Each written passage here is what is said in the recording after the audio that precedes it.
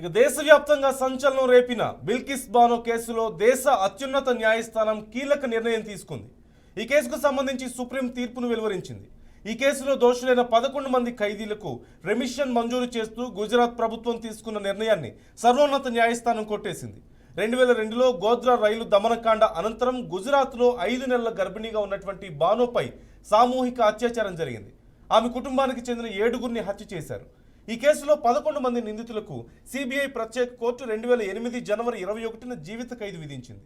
గతేడాది దోషులకు రెమిషన్ మంజూరు చేయడంపై ఆమె సుప్రీంను ఆశ్రయించారు. ఆమె గోడును విన్న సుప్రీంకోర్టు 11 మందిని తిరిగి అరెస్ట్ చేయాలంటూ తీర్పునిచ్చింది.